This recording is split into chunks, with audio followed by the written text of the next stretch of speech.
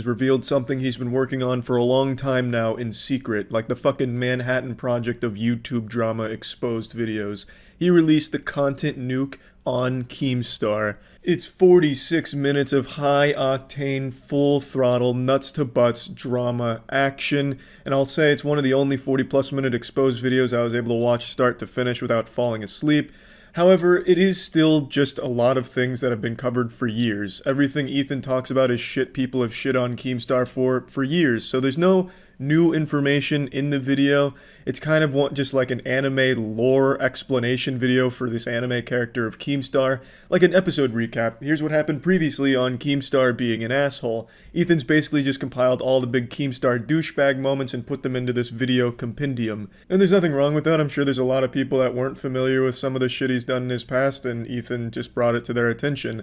It's just for me personally, since I love to keep up with internet drama and squabbles between internet people, I would have liked to see something new from Ethan. Like maybe Ethan finds a director's cut of Cats that has Keemstar acting in it, and then he exposes Keemstar for being a bad actor and having poor taste in picking the movies he's in. But again, there's nothing wrong with it still just being things that have been covered in the past.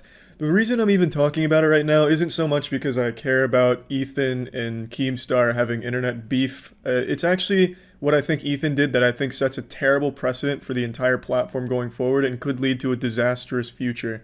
In Ethan's content nuke, he mentions Keemstar's sponsor G Fuel 8 times, constantly saying things like, "Why is G Fuel sponsoring you? They shouldn't be sponsoring you. This is kind of fucked up that you still have sponsors. How is this possible?" Just implying that he needs to lose his sponsorship with G Fuel, you know? So by implying these things, Ethan ignited his fan base to spam G Fuel, forcing them to drop Keemstar, which happened. G Fuel did drop Keemstar, and people went wild in celebration. It was like the end of Star Wars Phantom Menace. They had like this huge fucking parade, medals were given out because they defeated Keemstar, at least financially. They got rid of his biggest sponsor that he's had for many years.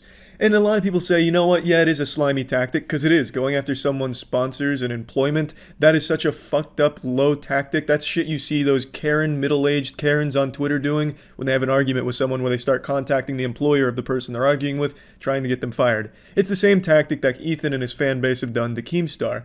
And a lot of people say, yeah, it is kind of fucked up, but it's Keemstar, so we're fine with it. And you shouldn't be. Yeah, Keemstar's done a ton of fucked up shit that definitely deserves consequences, but taking it into your hands as like the arbiter of justice to spam his advertisers to get him to drop them, you don't see how that could be used against you? It's like the same thing for people who are constantly begging for the government to censor the internet because there's things they don't like on it. It's a very slippery slope that can get out of control very quickly. So sticking with Keemstar losing G Fuel. Well, him losing G Fuel wasn't enough for the bloodlust of the fanbase. Now on the subreddit, they're taking action against Spotify because Keemstar is on Spotify, so now they're lobbying and spamming Spotify to drop Keemstar, another one of his big advertisers. So you see what's happening, right?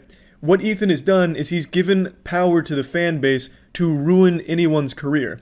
And what this does is that tells everyone else on YouTube with a following they can do the same thing because these advertisers are going to cave to pressure. It's very similar to the most recent YouTube adpocalypse where Matt got a bunch of people together to contact advertisers on YouTube and telling them to drop, which they eventually did, and that fucked a ton of YouTubers and destroyed a lot of YouTube careers. It's the same thing, but now done on an individual level we haven't seen before.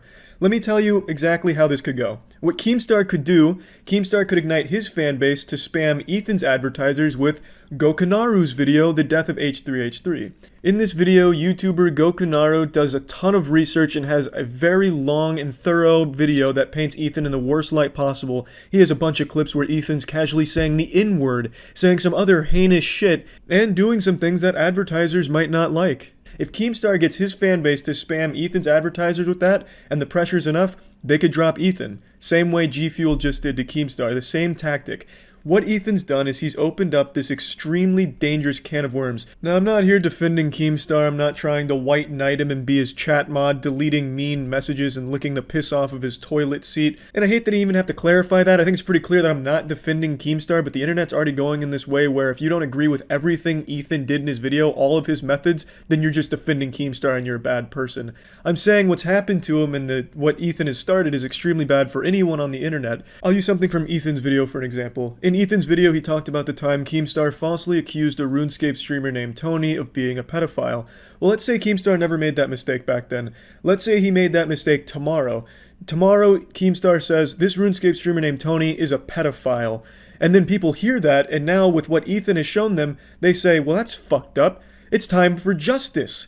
So they start reporting that Tony is a pedophile to Twitch, to RuneScape, and to Tony's advertisers, and spam the shit out of him until all three drop him, and now Tony has lost everything even though he's done nothing wrong, just because Keemstar made a mistake and his fan base went behind it and started spamming. That's what Ethan has set in motion. Whether the information is right or wrong, whether the person deserves it or not, most people seem to agree that Keemstar deserved it, but this can absolutely happen to someone that truly doesn't deserve it by any possible measure. Ethan's like the Prometheus who brought fire to YouTube comments. He's shown that if you just weaponize YouTube commenters and get them to rally together and spam these advertisers, they will cave to pressure. Giving that much power to a mob mentality and cancel culture is super dangerous, especially on a platform like YouTube, where a lot of people invest their entire lives into a YouTuber.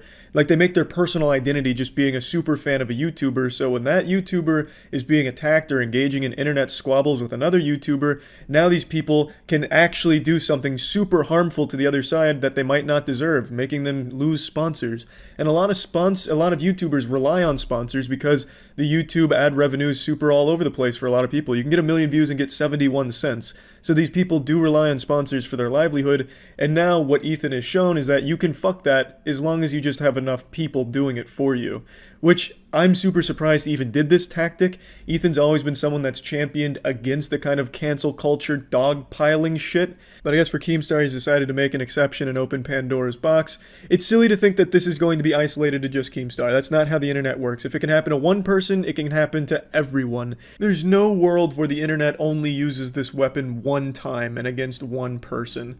This hopefully won't be commonplace, but now that it's been shown to be effective, I can absolutely see a lot of people on YouTube using this against people they don't like, and that's the worst part. Keep in mind, these companies, they're not the moral police. They're not the fucking hall monitors in the school lobbies making sure people aren't running in the halls or chewing gum. These people don't give a fuck. What they care about is if having that person on their roster as endorsed by that company is hurting their image. And if enough people are telling them this is hurting your image, they're just going to drop them. They're not going to do any research. You can take anything out of context, spin any narrative you want, even without evidence, and get people dropped. It's happened before, just not on like a YouTuber personal level. And your own subreddit's already starting to go down that path. They've already got the big justice boner for fucking Keemstar, so now they've gone to his other advertisers like Spotify. They're trying to deplatform him from Spotify and a lot of other things. Now, how far does that go? Will they now start trying to deplatform and force sponsors out of deals with the people on Twitter that were defending Keemstar? And not even defending Keemstar, just people saying Ethan may have went a little far targeting advertisers. Well, this group that's now going after Spotify and the one that attacked G Fuel, well, they could do that to the people that are now trying to spin Ethan as some kind of bad guy for this. It's just, you can see how it's already starting to snowball into something that could be bad for everyone on the platform. But yeah, overall, the video was entertaining. It served the purpose that Ethan wanted it to serve, but I couldn't help but have this sour taste of ass in my mouth when he kept bringing up the sponsors, clearly making it a point to attack the sponsors without him recognizing the far-reaching consequences that kind of tactic can have, not just to Keemstar, but to innocent people on the platform, and could happen to Ethan as well. It's just something that could absolutely backfire on everyone. It's just a double-edged dildo that is gonna fuck everyone if this becomes a mainstream approach to things. But who knows, maybe I'm wrong, and maybe this is a totally one-time thing, but knowing the internet, I just don't see that being the case. So that's all I wanted to talk about, and yeah. The Mick Gordon and Doom Eternal soundtrack drama that's been cooking for the last week, and the reason is I wanted to wait to see how Bethesda would clap back, and today they've given a response, and it is weak. They dropped a wet sock on us. Now, while overall the appetizer they served up was underwhelming, and we'll get into it in a moment, they did, however, make a threat of having something substantial to back up their side of this drama, but they haven't revealed that yet, so for now it's just kind of empty. But who knows, maybe pretty soon in the future they'll come with something stronger after boofing creatine and taking HGH, but as it stands right now, this response from them I think is less than satisfactory. So let's go into the whole situation here from the start, because it's pretty wacky and it's pretty sad. Hopefully all of you are familiar with Mick Gordon. He's one of the most well-respected and most talented video game composers of our time. You might know his work from Killer Instinct, Doom most likely. I absolutely love his work. I always compare him to like Hans Zimmer in the way that if his name is attached to a project, you know that that soundtrack is going to be slapping. And of course, Mick was brought back on board by id Software to be the composer for Doom Eternal. Fans were pumping their fists, sodden, sopping panties, everyone was excited, and it all seemed fine until the Doom Eternal OST released, the original soundtrack. So the OST is different than the game scoring, and when the OST came out, everyone was surprised that it just really wasn't good. Like, it wasn't well made, it was sloppy, and Mick Gordon's got no blemishes on his report card. This is a straight A student. His whole resume is nothing but hits. He's never had a miss, until Doom Eternal's OST. Most people were criticizing it heavily, and then out of nowhere, Marty Stratton of id Software dropped a Reddit post that blamed Mick Gordon for why the OST wasn't great. And this Reddit post came out of absolutely fucking nowhere, like a jump scare, and it pins the entirety of the blame on Mick Gordon, makes it seem like he's hard to work with, lazy, doesn't do what he's supposed to do, and this is the accepted perception of Mick Gordon for 2 years.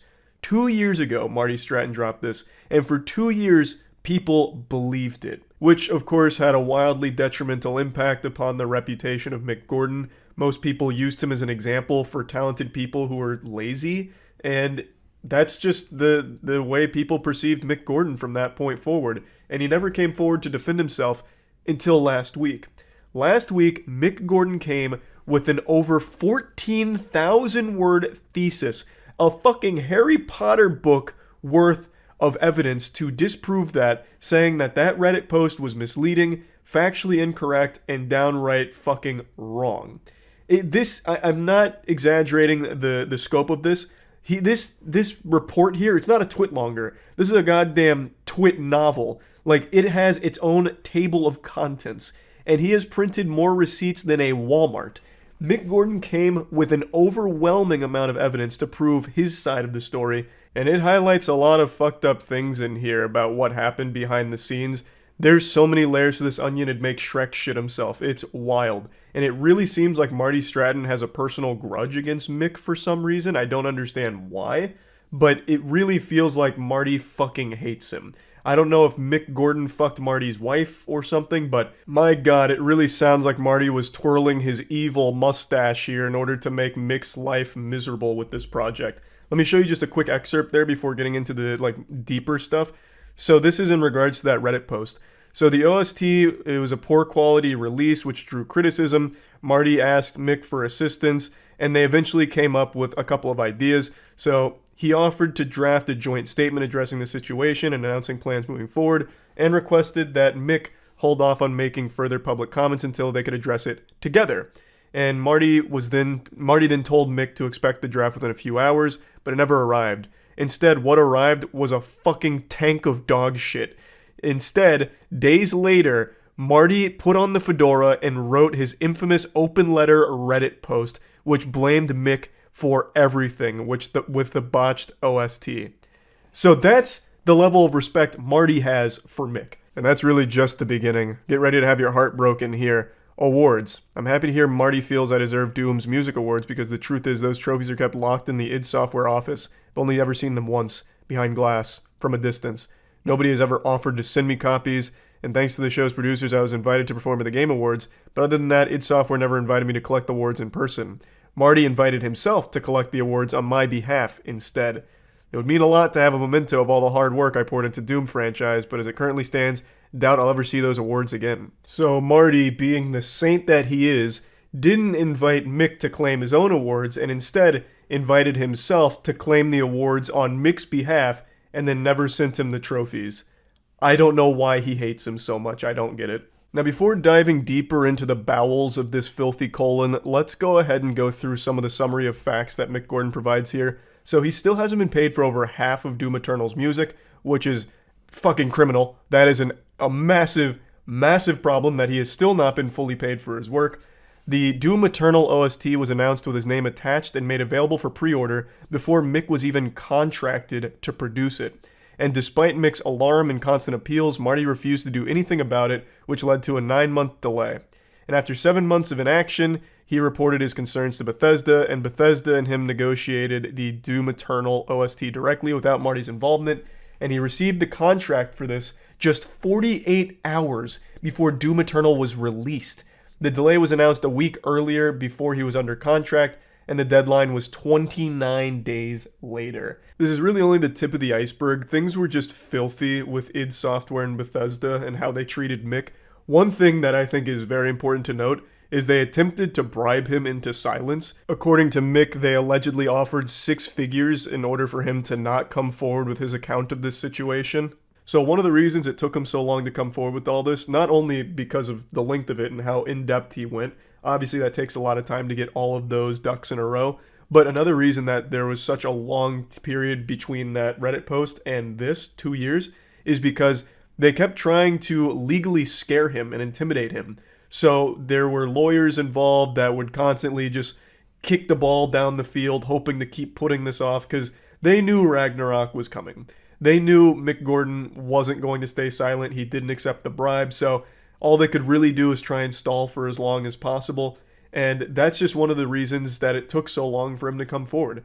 They tried to legally strong-arm him and bribe him into not coming forward, which clearly didn't work, and I'm glad Mick Gordon's coming forward because this is a really valuable look into some super shady shit that I'm sure isn't the only time it's happened in the industry. So Mick Gordon calling attention to it and highlighting it, breaking it down, I think is beyond valuable, and it's so great to see Mick Gordon come forward with an attempt to clear his name, and I think this is perhaps the best defense I've ever seen on the internet.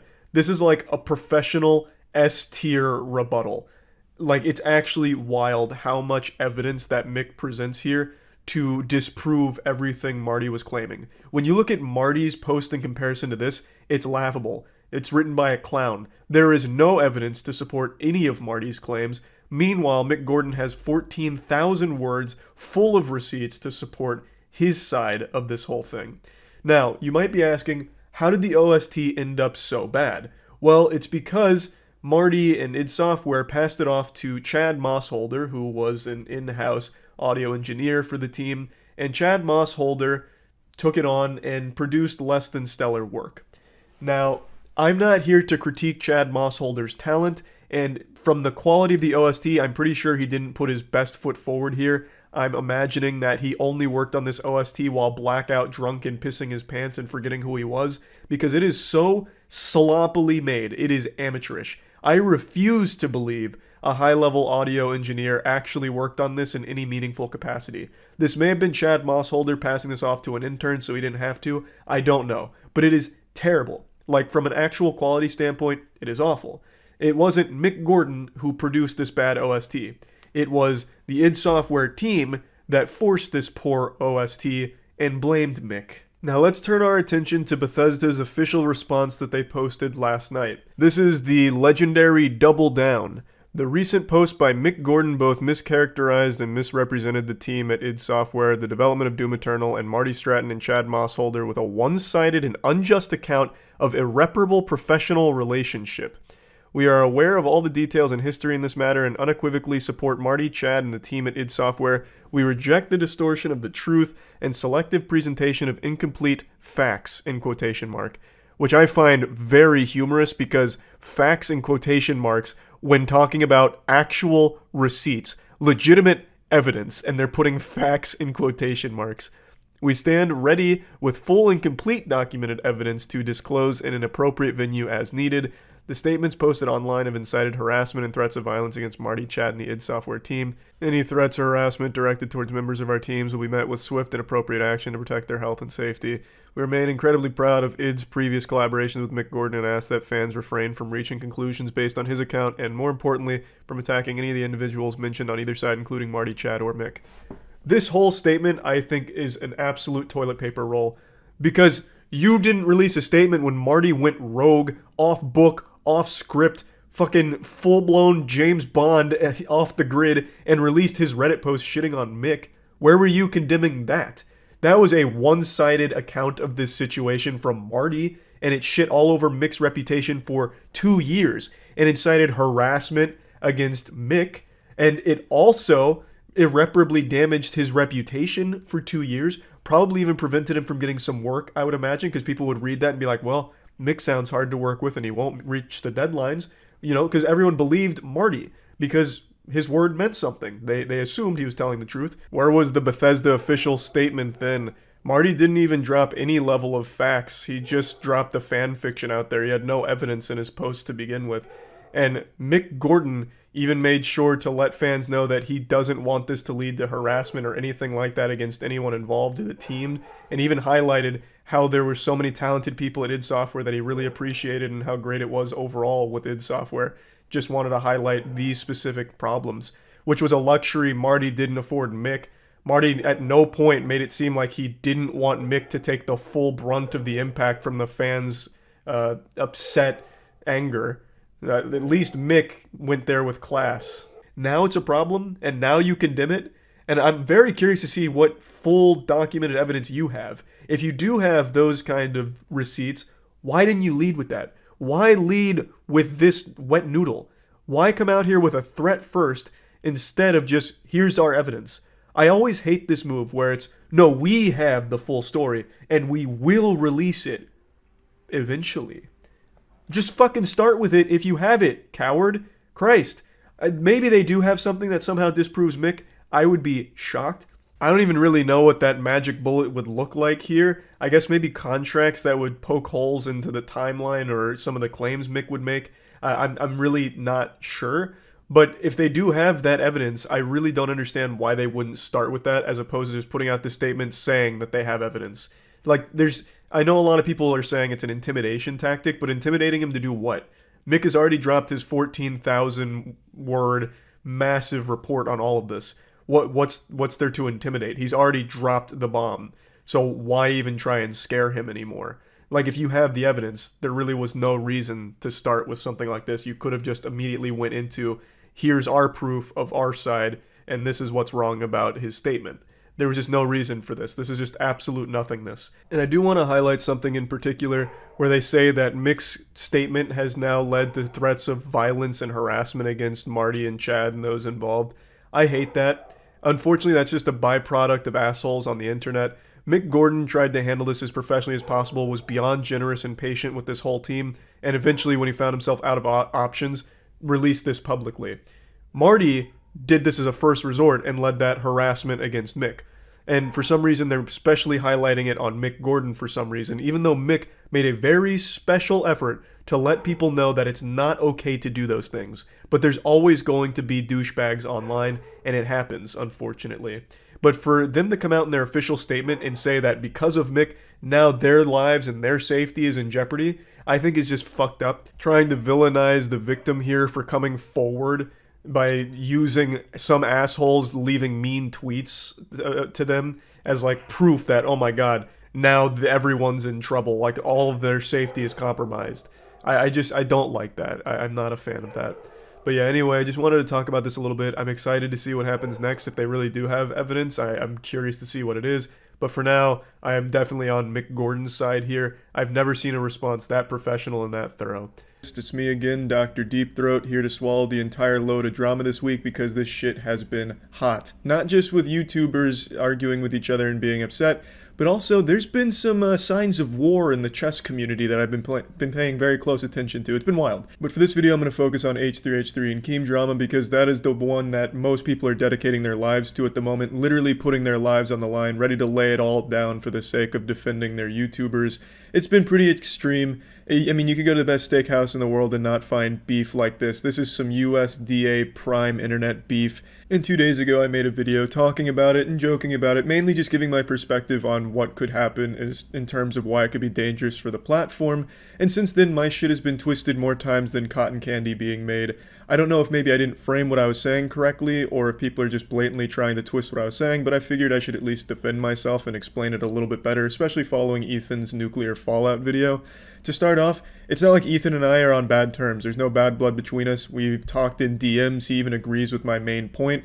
And we're not like enemies or anything at all. I feel like on the internet, as soon as someone disagrees with someone else, the internet's perception is they have to hate each other. And even other YouTubers feel that way. But for most adults, you can disagree with someone.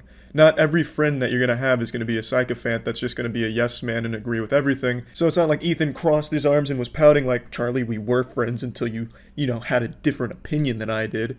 That's not how it happened. He was understanding and, like I said, agreed with my main point. I'll explain my main point again. My main point was never we shouldn't hold people accountable and sponsors are some sacred, untouchable thing. My point is, by making it a common thing, it hurts everyone on the internet, not just with sponsors, but anything. And not to hit you with the old wiggle finger and an I told you so, but within the last 3 days since the first content nuke, Keem has lost the G Fuel sponsorship, which you well know, but Ethan's also lost his Old Spice sponsorship, mainly because people in Keemstar's fanbase on Twitter spearheaded this attack on Ethan's sponsors, and Old Spice caved almost immediately, and that was fueled because Keemstar would constantly retweet them saying, please don't do this. And once that genie's out of the bottle, everyone's gonna hop in. You can't just put that shit back in, you can't just put a cork in that wiener hole and get the genie back in there. Now that people know it's effective, they keep doing it. So Keem retweeting, don't do this. I didn't condone attacking his sponsors, as he's retweeting the person who's organizing it, attacking Ethan's sponsors. Well, it led to more people attacking his sponsors, and Ethan lost Old Spice. It also happened to another YouTuber named Gundam, where a popular streamer named Pokimane mentioned his sponsor, and a lot of her people attacked his sponsor, and he lost his sponsor deal there. So it is becoming something of an epidemic. Something that I said is bad for the whole platform, and not just with sponsors. It's something anyone on the internet can do, and it's something that's happening right now. There's a massive thread on 4chan that's constantly growing with people targeting big YouTubers and targeting their ads. It's basically a fucking hit list, the main three being Philip DeFranco, iDubbbz, and H3, and they're trying to prove how much power the people have over these YouTubers they don't like's lives. And that's the point I was making in my initial video. When you show this group of people, these bad actors, how much power they can have by just getting enough of them together to go to an advertiser for someone they don't like, it's a disaster for everyone on the internet, because it's not just sponsors. They can do it to Patreon, they can do it to PayPal or AdSense, they can do it anywhere. All it takes is enough people with this same narrative, like this guy is a bad person, to have them dropped. I couldn't decide if even talking about this was the right move, since, as a couple other people pointed out, even mentioning it leads way to a few assholes doing it just for shits and giggles, but ultimately I feel like most people are justifying how it happened because it was Keemstar, and then some people don't like Ethan, so they justified it against Ethan. But I think it's just overwhelmingly negative no matter what, because even if you're using it against people you don't like right now, it sets the precedent where anyone can use it against anybody, and it just becomes a very common tool that eventually leads to a lot of innocent people being hurt. So I felt it was important to at least make people aware of just how dangerous it is to go down this path. Now, maybe I didn't frame this argument correctly in my initial video and my point wasn't clear, because a lot of people seem to think that I was just absolving Keemstar of his sins, just throwing, holy water and blessing him with a pass because he didn't attack sponsors like Ethan. Like, yeah, Keemstar can be an asshole, but this is what Ethan did, as if I was just excusing everything Keemstar did that was bad, which I wasn't doing. I was just highlighting what I thought was a bad thing that came from this situation. And ultimately what ended up happening is Keemstar, turns out, was also attacking sponsors well before anyone else. In Ethan's follow-up video, he pointed that out. And of course, people were acting like I was supposed to be omniscient and know everything about Keemstar's past, from his fucking SAT scores to the first time he went trick-or-treating as a child. I just didn't know that until Ethan pointed it out. I didn't leave it out on purpose. So yes, Keemstar was attacking sponsors well before any of this happened, and just because he was first doesn't mean that it's okay to do it now. It doesn't make it right. It's still bad. It's bad that Keemstar did it, it's fucked up, and it's fucked up that it's happening now. Now, Ethan himself is not on the side of attacking sponsors, as he makes clear in the follow-up video he makes, and honestly at this point, I get the impression Ethan didn't even mean to start something like this. I think maybe he was just making jokes about G Fuel just for some jabs at Keemstar for fun that kind of got out of control, and especially on a subreddit getting out of control as well, taking it to extremes that now 4chan is taking to, and Twitter as well. There was a dude on Twitter that admitted to committing a fucking crime. After Ethan was dropped by Old Spice, there was a vigilante who took down Old Spice and was holding the website hostage until they made a public statement bringing Ethan back. So shit's just getting out of control, which is exactly what I was saying I was worried about happening. That was the precedent I was worried about. In fact, it's gone worse than I thought. I thought it was always going to have to be a YouTuber coordinating it. But what's happening is just Discord groups of people on 4chan, and just groups of people on Twitter are coordinating with each other to attack the brands of YouTubers that they don't like. And from what I've seen, and I've seen quite a few screenshots of this going on, they're not even presenting evidence. They're just saying nasty things about the YouTuber and saying why it's hurting their brand. And it's working. As we just saw with Ethan, they weren't even presenting any evidence. They were just saying bad bad things, and they drop them. Because the companies aren't looking at evidence. They don't have like a department of drama super sleuths that are going to go through every video to make sure it's legitimate proof that this person is bad. They're just getting an influx of these really heinous emails saying that the person they're sponsoring is bad, and they're just dropping them on the spot because to them, it's safer that way. And that's why it is such a big problem. It is something that can happen to people that don't deserve it. Innocent people that maybe just a group of people don't like their content. To defend myself, a lot of people said I only cared about my own sponsors. Like, oh, I see where Charlie's priorities lie. All he cares about is his own sponsor money, which I think is super fucked up because I don't use sponsors. The only things that I ever have sponsors on are the Moist Meter and the podcast. All of my personal content I don't have sponsors for, and the reason I have sponsors for the other two is because those are my friends. That's a whole team putting those productions together. That's supporting multiple people. The majority of my income comes from Twitch, from streaming on Twitch and the generosity of the community. And, I mean, I fucking make videos with dildo trick shots, which occasionally Adam and Eve ask if they can sponsor, and I say yes to that, but that's the only piece of personal content I ever have a sponsor on. So it's not like I have a horse in this race where I'm trying to protect my own group of sponsors. It's simply I'm worried about what happens in the future on YouTube, because if this continues to be the norm, companies are just going to stop sponsoring these channels, and a lot of channels that I like to watch are high production channels that need someone like a sponsor to pay for the production costs to put on. But if these companies start to learn like shit, no matter who we sponsor on YouTube, we're still getting a little PR nightmare on Twitter, it's not worth it. They're just not going to sponsor those people, or sponsor this platform anymore on an individual level. So that's why I was talking about it. I also can't believe I even have to say this, but obviously the tactic as a whole isn't some brand new genius creation of going after sponsors. It's something that's been done for a long time, just not on a YouTuber personal level. This was, well, with Keemstar apparently being first, this was the first time we've seen it being this effective and now this widespread. That's what I was saying. While as an idea, it's not the most, genius thing ever, it doesn't take some supervillain mastermind to come up with the idea of, wait, what if I just said some mean shit about this guy to his sponsor? Like, that doesn't take the smartest person in the world to think of that. That's not new.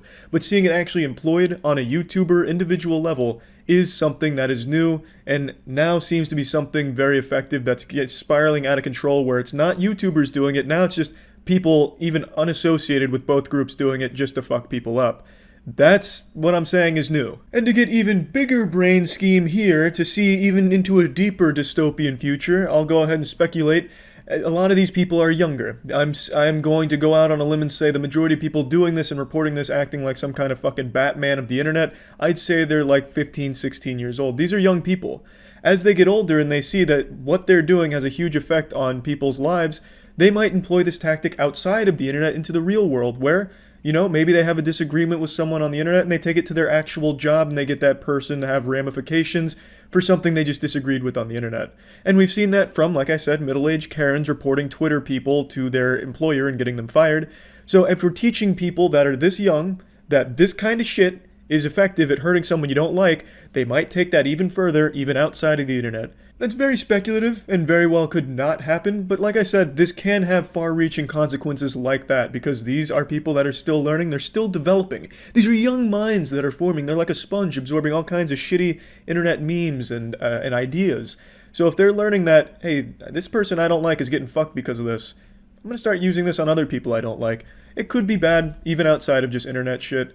And that's what I wanted to talk about, why it is so bad if you go after people's sponsors or just general livelihood, because it's a very slippery slope, and I know a lot of people hate that term, but it really fucking is, because these companies aren't looking at evidence. They're looking at numbers. These companies aren't like, shit, we have to keep up with the latest drama with our clients. All right, let's get the HR department on this. Look at all of these 9 exposed videos. We have to make sure they're legitimate. That's not what they're doing. What they're doing is they're looking at, holy shit, look at all of these emails telling us that this person is bad. Must be bad, we're dropping them. It is not worth the disaster we're having here. They're just looking at numbers. There's a lot of complaints. They're saying, fuck it, not worth it. They're gone. That's how it's working, and that's why it's bad, because it doesn't even need to be a bad person. Anyone can coordinate that shit, and it leads to a disaster. That's the point I was making. Alright. Celebrity relationships and all that jazz, but I'd be lying if I said I wasn't invested in this whole Kanye versus Pete Davidson feud, this wild and wacky anime arc where they're fighting each other all over Kim Kardashian.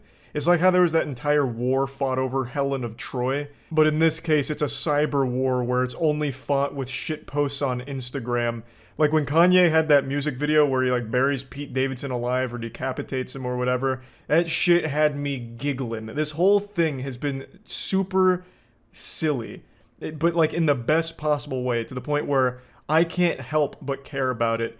I'm like a middle school girl just glued to this gossip. And it really is the gift that keeps on giving. I can't help but feel like I'm being lied to and it's all fabricated, because almost all of this shit always is. But it doesn't take away from the entertainment value, goddammit. As a spectator sport, it is still thrilling. Like even just yesterday, those text messages between Kanye and Pete Davidson that came out, where Pete Davidson was like, "Hey, let's meet man to man, you're being a pussy."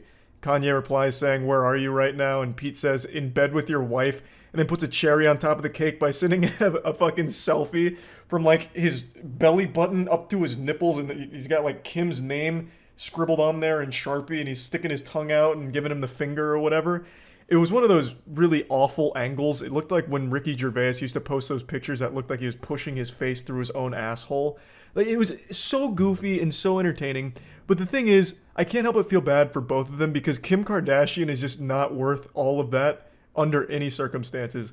I'm not a big Kim Kardashian fan, but I actually do like Pete Davidson and Kanye. I don't really like a lot of Kanye's new work. I think it's a little lackluster compared to his older shit, but I digress. I still do like Kanye as an artist, and I do like Pete Davidson's work outside of SNL. I think SNL is absolutely unbearably fucking awful, but Pete Davidson outside of that is a genuinely entertaining guy to listen to. But Kim Kardashian, I have nothing nice to say about her. So I feel bad that these two dudes are, going through this whole song and dance at the circus here over Kim Kardashian. And you know what? Dare I say it? I'm just not a fan of any of the Kardashians. That's it. I said it. It's a hot take, I know, but it needed to be said. I'm not a hero. I'm just letting my whole cock flop out here and hitting you with the truth. I don't like the Kardashians. So come hell or high water, I'm sticking to my guns and I'm letting that opinion be known in the public eye. I'm not a fan of the Kardashians. I don't think that's something that's ever been said before, so I think you should all appreciate my bravery in sharing that opinion with you. In fact, there's a clip that I keep thinking about that's playing in the back of my head rent-free like every day for the last week, where she just calls out women who don't want to work, even though she herself is the product of just being born lucky. She had a good spawn and just lucked out. She just got very fucking generous with RNG, and she has the audacity to shit on people saying that they don't have the drive to work anymore. I'll play the clip for you and we'll go over it a bit. I have the best advice for women in business. Get your fucking ass up and work. It seems like nobody wants to work these days. That's so true. You have to surround yourself with people that want to work. Have a good work environment where everyone loves what they do, because you have one life. No toxic work environments, and show up and do the work. Pretty inspirational advice from someone who was literally born rich, and their first major breakthrough in the public eye was with a sex tape leak. A very hard worker though, for sure, Kim.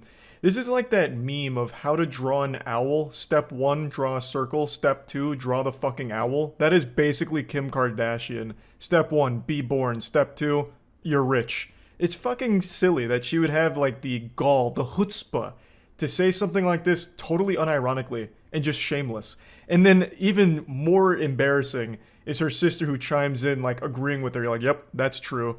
And what is she wearing, by the way? I'm not exactly like a fashion icon myself, unless of course you're a huge white t-shirt enthusiast, but her outfit is actually just 2 Pokeballs over her titties. It looks like the Tron suit, but only for boobies. I know there's nothing brave or groundbreaking about saying you don't like the Kardashians or making fun of the Kardashians, but with this whole celebrity drama thing, it just does make me feel bad, because it's 2 people that I do appreciate fighting over someone that I don't think deserves it at all. But at the end of the day, I'm not their dad. I have no say in their relationship nor how they handle it. I'm just that creepy weirdo huffing down Cliff Bars in the corner, enjoying the show with a smile on my face. And yeah, I just wanted to talk about this a bit because this whole Pete Davidson Kanye shit has just been super interesting to me, full of so many wild and wacky moments. So yeah, that's H3 versus iDubbbz defamation lawsuit, and spent the last 3 or so hours learning about it and getting into the nitty gritty, figuring out all the bits and pieces and getting all the morsels of information I could find to really put the nipple clamps on it and figure out what all the hoopla is. And it is a real thing. The pugilistic legal paperwork has been filed against iDubbbz, so now they're gonna duke it out, not with knuckle sandwiches, but with extremely expensive litigation. Off rip, before I even get into the spaghetti and meatballs of the actual story here, there is just something that pets my peeves. There is something that grinds my gears, greases my cheeks so much I can't resist yapping about it briefly. When I was in the trenches digging around for information about what all of this is about, I kept seeing people say that I refuse to cover these kind of things for a variety of different reasons. I'm ignoring it, this and that. I don't know how many more times I need to say this. I am just really not online that much these days. The only streams I watch are like the Summer Games Fest and like events like that, but I don't watch streams. I don't watch a lot of YouTube, and I don't go on Twitter, like, at all. I still have Twitter because I send and reply to DMs through there sometimes for like events, like Tyler won's League of Legends tournament. I heard from him on Twitter DM, so I have it for reasons like that. But I don't, like, doom scroll Twitter and see a bunch of things anymore. Look at the last tweet I made. So, like, I don't see a lot of these things that are going on anymore. But for some reason, everyone jumps to, oh, he must be ignoring it. He's got to be ignoring it. We can really tell a lot about this guy from the things he refuses to cover. I just don't see them. The things I do hear about come from my friends sending them to me, or when I stream chat telling me about them, putting them on my radar. But if neither of those two avenues show it to me or tell me about it, I just never hear about it. And I'm not even a fucking streamer anymore, not full time. I'm like a semi-retired streamer. I stream sometimes, and sometimes I'll stream like 3-4 days in a row. But basically what I do now is I just play like old school games, like a lot of retro games or a lot of Steam cum dumpster games, like actual trash. So like I'm not even really a streamer, so I don't even see a lot of that either. So like it's not me avoiding certain things for a nefarious reason. I just literally don't ever hear about it, so I never learn about it. Now, there is some stories that I do hear about and get really invested in, like Bricks and Minifigs versus Reckless Ben. I've been very glued to that one, had my finger on the pulse of. But that was something I was put on my radar by friends and stream chat. So, genuinely, I am just not online that much, so I don't see a lot of it. So, with that out of the way, I did spend like the last 3 hours learning about this defamation lawsuit between H3 and iDubbbz because that did sound pretty concerning. Because there's always been like an unwritten rule on the internet, not just YouTube, where if there's beef online, it stays online. And you handle it online without, going over that threshold, the event horizon of trying to use litigation to silence your opponent or something like that. That had always been etched in the stone tablets, the fucking 10 commandments of online discourse. And now all of a sudden, I'm hearing about H3 suing iDubbbz for defamation. So obviously I wanted to hear more about that. And after diving in, hitting that cannonball into the pool, I learned he has a lot of active lawsuits. I think it's 5, maybe 6 against other streamers and YouTubers. So it's a bit of a rampage he's been on. I knew about one before all this, which was against the Snark community. That I did hear about, and that one made a lot of sense to me, actually. The Snark community, from what I recall, was doing some diabolical, like, harassing, stalking stuff, sending CPS, I remember that, and, like, human skulls. Those things I recalled from, like, the Snark community, so it made sense that he would pursue litigation there. Because that is highly illegal fucking psychopath behavior. So that one I remember, and that one made sense to me. But when I was learning about these other ones, granted I haven't dove too deep into all of those because this is clearly a lot. I was mainly focused on the defamation one, but man, Ethan Klein has become like the Nintendo of YouTubers. He is extraordinarily litigious. Anyway, enough blabbering. What started this defamation lawsuit was this iDubbbz stream. Okay, this is my watermark for the stream. I don't want any of my content being stolen. Got another Kalshi ad? I'm sorry, Fazium. We're all getting Kalshi ads these days. It's okay. So I do want to say I don't agree with what's being said in this comment here. But I'm putting it on screen because I think it should be addressed because it's a big, bold accusation that's very fucked up. It is very fucked up. And it's despicable that he would think it's a good idea to post that there while knowingly aware that it's not true. So the message isn't Ian's, this comes from Destiny, and he found this screenshot and he kept it on screen for a very long time. And he said he didn't agree with it, but thinks it needs to be addressed because it's so fucked up. It is a terrible stream. Just giving it to you real blunt, real raw. It is no good. And I'm no stranger to getting shit-talked by iDubbbz. He has said some very nasty, very untrue things about me on his broadcast as well. But what is being reported in regards to this stream isn't exactly telling the whole story. Now, when I first heard of this lawsuit, I was reading a bunch about it, but I wanted more information, like, directly associated with it to make sure I wasn't getting, like, fraudulent or misleading shit fed to me. So I reached out to someone whom I know is on the H3 team, and Ethan did hear about that, so he did talk directly about me on his show and challenge me on a few things, and I did eventually get to talk directly with Ethan, and I shared my full perspective on things and the problems I had around it and my concerns, and got his perspective on things to see if there's any misunderstandings and such. Ultimately, I don't think we fully saw eye to eye on this, which, you know, that's going to happen. I fully understand that this is a very emotionally charged subject for him after everything him and his family went through with Snarkers in particular. I know that the CPS and the human skulls incident are like a legitimately traumatizing thing, like the fraudulent CPS call. Like, I get how inexcusable and abhorrent that is. I really do. But I just truly don't believe that this lawsuit is in any way, shape, or form helpful to anyone. Outside of the lawyers, they're fucking smiling ear to ear. They're salivating right now, literally drooling with a bib on. But it's harmful to, I think, literally everyone involved and does have potential ramifications for others way outside of it. I have never and will never be a fan of extreme litigation, and I have always been vocally advocating against creators going that nuclear path, and I always will. Of course, there are cases where it is understandable. Like I said, going after the snarkers that sent a fraudulent CPS thing through and the skulls and stuff, that one I do understand. But this one, I could never support that. And I just can't see the real just cause behind it. And I think it is a terrible example for other creators in the space to follow, where maybe they believe that even though this is about like a Canadian defamation lawsuit, well, maybe they can try their luck in the States. You know, it's not like defamatory lawsuits are exclusive to Canada. There's better protections here, no doubt, but still, if they take from this that maybe the way to fight battles online is to go the litigious route, well, then it's just a huge mess across the board. I think it is just a very bad precedent. Even if, you know, the lawsuit doesn't end in a victory for him, this way of engaging with discourse, I think, has always been frowned upon, but for some reason is starting to get some more support behind it, and I just fully disagree with it.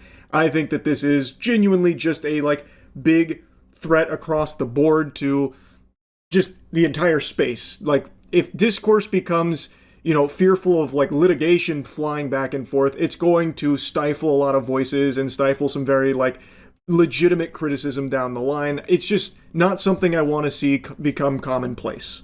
Now, I did also have a brief conversation with iDubbbz about this as well, letting him know that this really is a horrible thing that he did to try and make his point. And he agreed. He said that it was a legitimately awful thing that he did to make that point, and that it was a genuine, sincere apology that he was issuing and how regretful he was from it. So I did have a conversation with both sides of this to make sure I had like a full, clear picture of where everything was and what this was all about. I don't know how it works in Canada, if the complaint is public or what. But if you look at it, he emphasizes throughout that he does think it's a serious accusation that needs to be investigated and that he doesn't think it's a joke, right? Now, I know people are like, well, why don't you sue Destiny for saying it? Well, Destiny made it immediately. First of all, this is a comment from Destiny, like made in passing. Ian put it on his screen for 2 hours during his main broadcast. Destiny made it clear that he was not being serious, right? Pretty much immediately after writing it. Like, nobody was like, yo, Destiny, made this claim that Ethan molested his children. Oh shit. No, people knew that when Destiny said it was like, he was just being a dickhead. Or, I mean, he was being a giant fucking piece of shit, right? But he immediately afterwards made it clear that he didn't actually think that. But Ian took that, and just because you're showing what someone else said doesn't make it not defamation, because you're showing essentially this accusation bare of context and also kind of saying that you think it's true, right? Now, after hearing Ethan explain that, I actually made the noble sacrifice of going back and watching the entire iDubbbz stream segment with this in it when he was talking about it. Whew, boy howdy. I'm not a hero. It was brave, but I don't need your flowers. That was agonizing. It was heinous, even. It was brutal. This whole segment where he was talking about that, I think, was really, really rough. But I don't recall at any point throughout it him actually trying to argue that it's a legitimate thing or trying to convince his audience that it's real. So I know one of the big things is that it came from iDubbbz, who has actually met Ethan and his family. So there's like this air of credibility around him saying something like this, but that's just not true. He's not even trying to say anything about it is credible, even outright says that it's not, that he doesn't agree with it. So he's not trying to present it as a real argument based on, any of his experiences knowing Ethan and his family. Also, I will say that I think Ethan Klein is terrified of this guy. So it's just kind of like legit. It is to me, it's super funny that he has so much smoke for everyone that he thinks he can bully, but the person that he's fucking terrified, he just keeps very overtly running from. And it's like, yeah. Now, while Ethan is 100% correct that iDubbbz says that this is a big allegation that Ethan should be addressing, he's not doing it earnestly, or at least I don't think he was. It's actually really kind of hard to tell. The whole segment was fucking awful, and the point he was trying to make was really dog shittily done. But what he's trying to say is that clip right there at the end, where Destiny said this extremely outrageous, outlandish, disgusting thing about Ethan, and yet Ethan doesn't have smoke for him, but he does for the other people that he's gone after through lawsuits. I'm pretty sure that's the point he was trying to make by putting that on screen, like, look, Destiny has said something absolutely despicable, yet you don't have that same energy for him as you do for the others. Unless I've blanked out and like erased moments from my memory from this segment, I don't recall him saying that this is like a serious thing he believes in and is presenting it as such. Like about Ethan is this, and this is a real allegation that really has a lot of water to it. Now, this doesn't change the fact that what iDubbbz did here is completely awful. To try and make this point using that kind of comment with something as monstrously evil as that is just so fucking low. It is. But I don't believe it's how Ethan is necessarily explaining it to everyone, where iDubbbz is really, believing in this. iDubbbz came over to my house, he met my family, now he's going out there saying these things. It is extremely scummy because he did meet his kids and everything, and now he's putting a comment out there like that. That is very scummy, but he's not using it to try and make this claim that Ethan is those things. He's trying to use that to show that Destiny has said something so fucking terrible, yet you are not approaching him with the same energy you have everybody else. That is the point he was trying to make, I think, throughout that segment, at least from everything that I saw when watching it. Granted, it was very hard to sit through, but I'm pretty sure that's what he was trying to get at with that there. But I think that was a terrible way of going about it. Now, Ethan also addresses why he's not suing Destiny as well, and he's saying because Destiny cleared up that he wasn't being serious right away. I don't understand that. I'm not going to lie. That's not making sense to me. Can't wrap my noodle around it. It's not computing. I think it is a very disgusting statement. 100%. He's not wrong for feeling like this is a terrible thing that's being said about him. That is a line you don't cross, talking about people's children in a manner like this. It's gross. It is gross. So then why is this defamation lawsuit reserved exclusively for iDubbbz with a nice big bow on it, but not also extended to Destiny, the genesis of that comment. Does that not just prove the point that I believe iDubbbz was trying to make in the first place, which is Destiny, for some reason, can say these atrocious, abhorrent things about Ethan, and for some reason, Ethan doesn't have the same anger towards Destiny as he does someone like iDubbbz. Now, I guess with iDubbbz, you could then say, well, iDubbbz actually did meet his children and stuff, so it's an extra level of fucked up, which is fair. I do completely agree. It does add another fucked up rancid layer to this lasagna here, where he did actually know Ethan and his family, and would use a comment like that to try and make his statement about, like, being soft on Destiny or whatever. But I still just don't understand why Ethan is willing to just be like, yeah, but Destiny, you know, cleared up that he wasn't being serious. He was just goofing around. He was just being a dickhead. What? If the reason truly is that Canada's laws around defamation are significantly more lax, and thus you have a case in Canada, but not the US, then to me that tells me that it's not really a defamation case worth pursuing.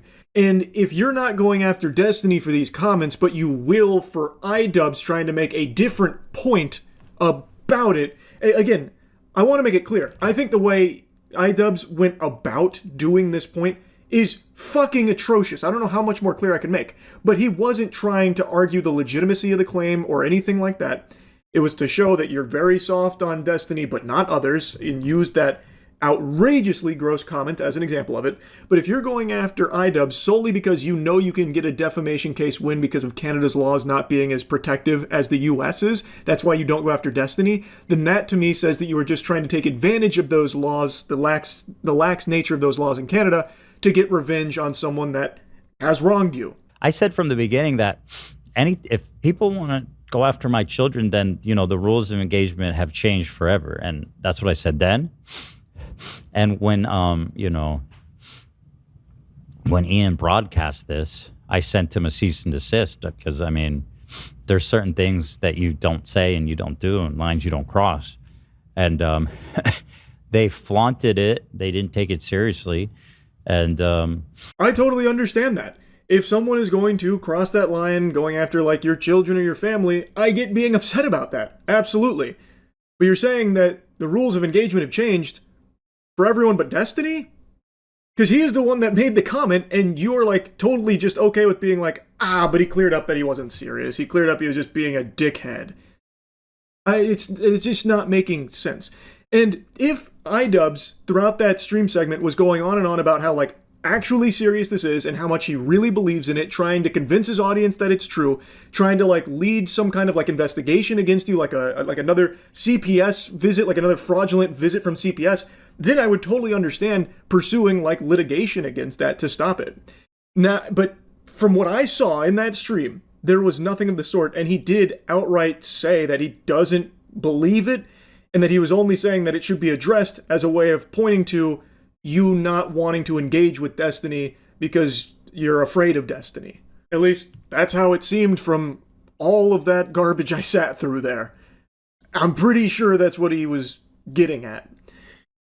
Now, he does mention a cease and desist here, which they did send a cease and desist to iDubbbz, and it does seem like iDubbbz was fucking filled with jubilation upon receiving it. I've seen a couple of clips where he was, like, really nonchalant about it, almost seemed kind of happy about it. Maybe he thought it'd be like a big boom of exposure or something. I really don't know who would celebrate something like that, but yeah, it seemed like he wasn't taking it seriously, and he did eventually come out and say, like, he really regrets doing this segment and, like, how bad it was, and that he did make, like, an apology for doing it, thinking he went too far, but it did take a while. And it's worth mentioning that his community, iDubbbz, like, his stream chat and, like, the people watching iDubbbz were not supportive of his actions with showing that comment and trying to make that point using something so heinous. It's not like his audience was eating it up and really celebrating what he did here. His own audience was turning against him for doing that, from what I saw. Now, again, I've only learned about all this after the fact, so maybe some of, like, the positive stuff was scrubbed or deleted, but a lot of what I can find was people in his audience really didn't agree with him doing this. I don't see how you can say that I'm not justified when somebody's who's your former friend who's been to your house and met your children is broadcasting this as a silly, it's just silly. Ethan needs to address this little minor claim that he molested his own children and he's a pedophile. Is that funny? I don't know. Is that a joke? Is that free speech? I don't think so. Then the other thing I hear is like, this is a grave threat against free speech. No, it's not. Defamation laws exist in every major Western country, because you can't just say people molested their children. That's not free speech. That's not protected speech. And good thing iDubbbz didn't. That would be the comment that was left by someone else. So if that is the big problem, that this was said in the first place, then wouldn't that energy be channeled at the person who actually said it? He's trying to portray it as though Ian is championing it, that he is trying to use this knowingly fraudulent information to push an agenda that Ethan is a monster, that does the unthinkable to his children. But when watching it, again, that's just not what he was saying, and he did outright say he doesn't believe it in the first place. He then goes into like, how is that a joke? Well, you just said that the person who left the comment, Destiny, was just joking, basically. He was just being a piece of shit. But he wasn't being serious, that was a goof. That doesn't make sense, man. So it was a joke when he wrote the comment, but it's not a joke when iDubbbz is trying to use it to shittily make a point. And it wasn't even making a joke about the comment itself, just more so that you weren't getting upset at Destiny for making it in the first place. You can't accuse someone of committing a heinous crime. That's not, if they didn't, that's not free speech. That's not protected speech. It's literally not protected speech. It's actually explicitly carved out in the law as, you know, this is the legal route you take when someone defames you, right? Ethan, of all people, should be very familiar with how defamatory lawsuits can be exploited by those with a lot of money. He was the guy that always fought on the right side of these kind of battles. And now in this case, I really think he's lost his way in that regard. What he is describing here is not even what iDubbbz did. He's talking about, you can't make these comments, that's not free speech. Destiny made the comment, man. Literally. And yet you're not going after him. You've already excused him, wrote it off as he wasn't being serious, a dickhead, and are instead going after iDubbbz, who was very shittily using it to make a very different point, and even outright said he doesn't believe it, by the way. So it really feels less about the actual defaming and more about just being able to continue to, really drive the nail into iDubbbz, which is extremely unnecessary. His own community didn't agree with him when he did this. He lost members of his community for this because he was so in the wrong for it. Everyone was on your side when all of this was unfolding. So really, what else are you even trying to accomplish? He came out of that much worse, and he outright apologized for it, admitted how wrong he was for it, and everything like that eventually, which is a significantly bigger L than a legal one in the eyes of the internet, to be that wrong and that much on the wrong side of the drama. By every possible interpretation, you won here. You proved the claims were fraudulent, they were false, they're not real, and people were on your side in this whole situation here and against how iDubbbz had gone about trying to make this point. All you had to do was just leave it at that. But by making this lawsuit, you've now made a new issue out of it that is a concern and can affect other people entirely unrelated to it. And I'm honestly very surprised why Ethan can't see that. After all of the lawsuits he's been through, something like this should be very apparent how it can be used exploitatively against others, even outside of a case of this extreme degree.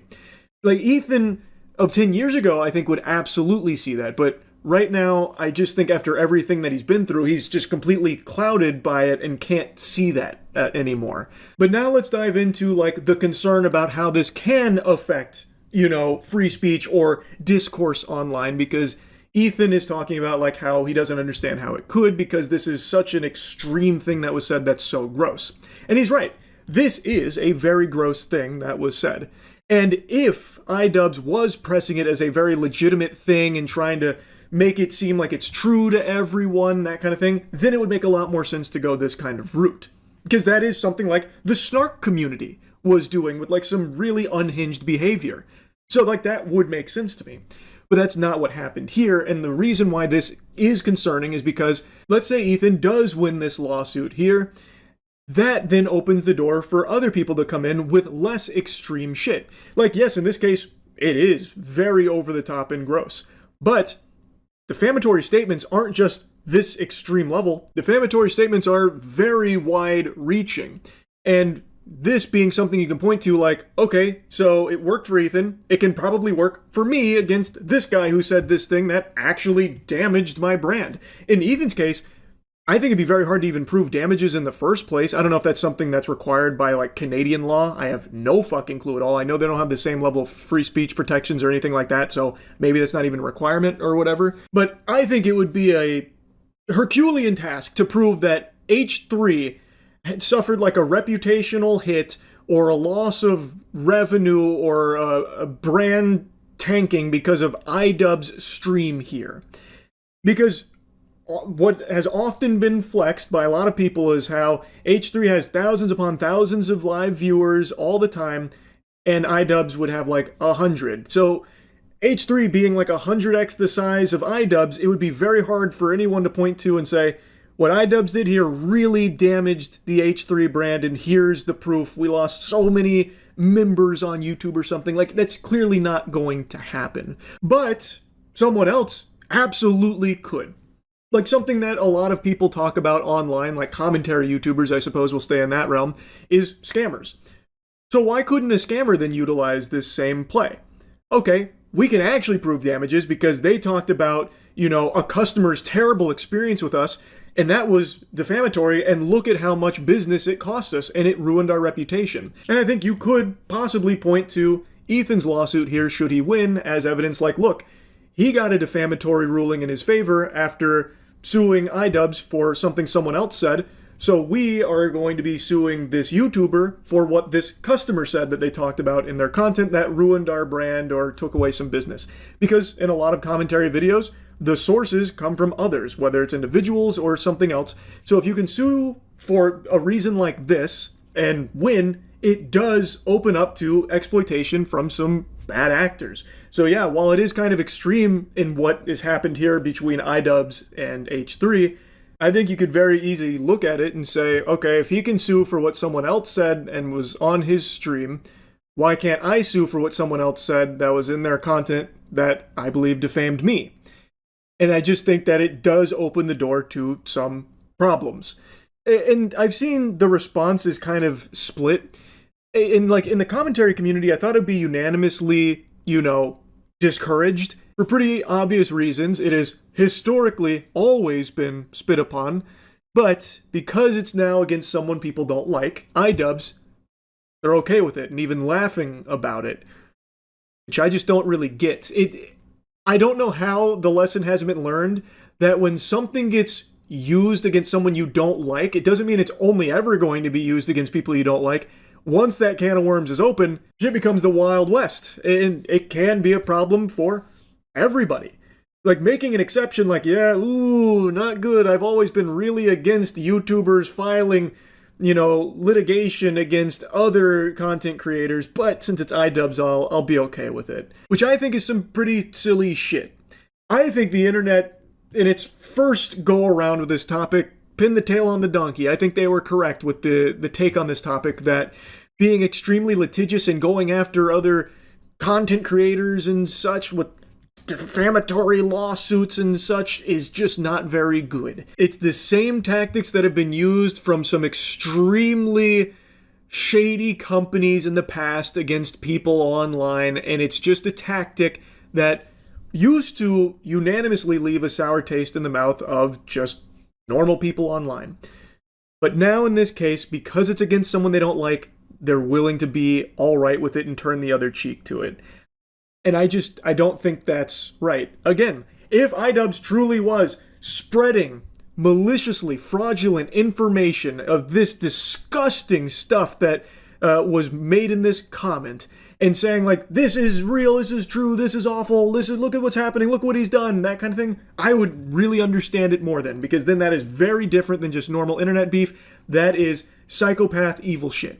But from what I've seen in that stream, that's not what was happening. So I really don't understand this perspective from commentary channels to treat this like it's just some kind of hoot and holler and goofy thing, you know, let's celebrate it, point and laugh, when I think it's pretty easy to see how this could potentially be used as ammunition in some less than savory lawsuits going forward, specifically in Canada. It would obviously be like for Canadian YouTubers, but even still, it's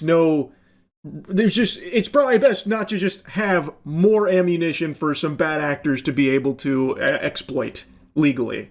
Like, I just don't understand why, because it's happening to iDubbbz, everyone's willing to just, like, forget about the last, like, fucking 15 years of everyone knowing that this kind of thing isn't really good. So yeah, I've been yapping about this for a minute now, but I do cover these, like, YouTuber streamer lawsuits that occasionally pop up, the ones that I'm aware of, at least. And this one was very surprising to see. Now, like I said, I did have a conversation with both iDubbbz and Ethan, and at the end of the conversation with Ethan, he wanted to prepare a statement because I wasn't shy about letting him know that the exact way I've talked to him in our conversation would be how I'm going to talk about it publicly. And since I've made it clear I'm not in the business of just leaking private text messages, he wanted to prepare something that I would share. And I've done this in the past, like sharing statements from the people that I cover in stories, so I'll do the same here as well. He said, when CPS was called on his family a year ago, the rules of engagement had completely changed. A snark community fabricated a lie that his children were crawling around in dog shit and eating it. An agent came to my home at 8 a.m. to look through my home and interview my children against their will. Investigation is now over, was determined to be unfounded. After this, he could no longer tolerate attacks on his children or attempts to break up his family. Ian was a friend of his for many years. He has been to his house, met his children. When he displayed a message on screen for over an hour stating that he's a pedophile that molests his children, carried a lot more weight than when Destiny said it. Destiny said it in a Discord chat in passing that was on screen for a few seconds. He'd never met or spoken with Destiny, and Destiny has never been to his house or met his children, has zero credibility on the issue, and made it clear that in passing chat message was never meant to be taken seriously. Ian, on the other hand, does know his family, has been to his home, and has met his children, and the fact that he exploited that closeness to forward such a heinous, unforgivable accusation forced him into action. To make matters worse, Ian has supported the call to CPS in his content deputy and openly associates with, spends time in, and celebrates the snark community from which the original CPS call came from. He believes it was Ian's intention to cause harm to his family, as he knew CPS had already visited the home and still decided to rebroadcast the accusations for over an hour on stream. He's pledged to do everything he can to hold him and anyone else who attempts to harm his family accountable in whatever way that he can. Because of the context, he believes that he has a much more viable case against iDubbbz than Destiny, and that's why he's only suing iDubbbz. Destiny also lives in USA, where defamation laws are much harder to win, versus in Canada, where iDubbbz lives. These are all the reasons that he's suing iDubbbz and not Destiny. He's chosen the legal and most proper way afforded to him that live in countries that value free speech, a lawsuit for defamation. Defamation is not protected speech. He does not have an unalienable right to say that he's a pedophile molesting his children. Accountability in this case has to be more than just internet mudslinging and jousting. He has crossed a line, and he's past the point of caring what Charlie or anyone else thinks, and he will protect his family at all costs. Now, if it wasn't clear, we didn't exactly see eye to eye on this case here in regards to this whole lawsuit situation. I believe, as is even stated in his statement, that he's targeting iDubbbz solely because the free speech laws in Canada are more lax, and it is more viable that he would win there versus in the US, where Destiny is. He's even saying that it would be harder to win that case against Destiny. So, to me, that says that if the way you win is through more lax free speech laws, then it's not really a real defamation case worth pursuing. It's you taking advantage of that lax nature of those laws to further punish the guy who you have a lot of ire towards for the previous instances of aligning with the snark community and stuff like that, as opposed to actually fighting for, this was defamatory and that. It feels very familiar for a tactic that is common with big companies to financially drain someone that they have a lot of issues with for a variety of reasons, a whole host of reasons. And in pursuing this route, it does open a whole host of problems for a lot of other people and can have far-reaching consequences should it set some kind of precedent or, set an example for others to try and follow suit. It is something that I've always advocated against, and there's nothing in all of the streams and evidence I've seen that indicates that iDubbbz was trying to push this as a true thing, using his previous relationship with Ethan as a place of credibility to try and preach to his audience that this comment is accurate. This is a legitimate claim that actually needs to be investigated. There was nothing I ever saw that gave me that indication. It was only ever Destiny made this atrocious comment that Ethan is not being very upset about and having a very different energy towards him than the others. And it was a very, very, very poorly made point using a very gross example for it, which is something iDubbbz openly admits. So anyway, I've been yapping about this for a long time now. That's really about it. It is like a sponge, constantly absorbing new information. Well, I'm about to blow a load of knowledge right into your fucking brain right now. If you're unaware, and you shouldn't be, there's trouble brewing on the game Rust. There's a whole load of drama going on there. It's absolute chaos and pandemonium. Bodies on the street, tears on the keyboard. It is absolutely hectic. And I'm going to go ahead and bring you all up to speed on the lore, why an older game like Rust has all of a sudden exploded. Just take you by the hand and walk you through everything going on right now, because it's drama I want to talk about, because I've been hard addicted to Rust over the last week or so. It's been hitting me harder than heroin. Like, this shit is pretty wild. I absolutely have been loving Rust. And it's pretty sad to see a lot of the drama that's been going on, so I figured I'd at least talk about it since it's been kind of a big debate. So let's start at the beginning. Rust is an older survival game where anything's possible. You're limited only by your imagination and a million other things. But for the most part, you can do a lot of really cool shit in Rust.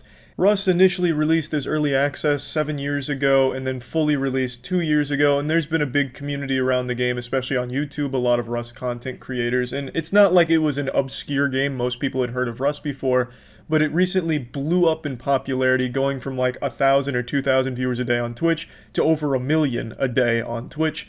And it's all thanks to Abe and Offline TV. Abe being the mastermind, the puppet master, aka the blood god. Abe and Offline TV set up a private server where they invited a bunch of their friends, a bunch of streamers to play on, hang out, roleplay, PvP, and just make fun content in the Rust universe. And it was fucking amazing stuff. I was lucky enough to be invited to the server. I got to join Team Rocket and share in that kind of shit. We were like Scooby-Doo villains there, creating great story arcs and great moments, raiding the police station set up by other players. Just really fun shit. But even just the creation of the server wasn't without drama.